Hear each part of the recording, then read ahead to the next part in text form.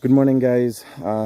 Guyanese critic here for you for Daybreak News, coming to you from the Linden Suesdyke Highway, the community of Kurukuru. And unfortunate news in the wee hours of the morning.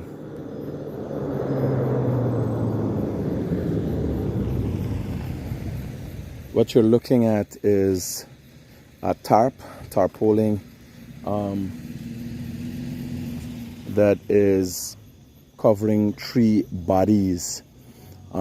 This is as a result, these fatalities are as a result of an unfortunate accident that has happened within the last 2 hours in this area, and I'm gonna just give you a quick run through as to what exactly transpired here. A logging truck toppled while making its way up a hill and a turn, and it seems to be carrying Wallaba posts, like the kind that is used in our infrastructure for telephone wires and electrical wires.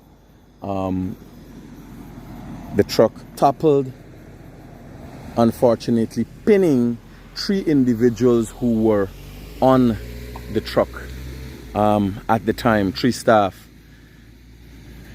or porters as we would refer to persons working on the truck. Very, very unfortunate situation, but let me give you sorry for the break in transmission because of the far distance that of the area. The signal is poor in this area.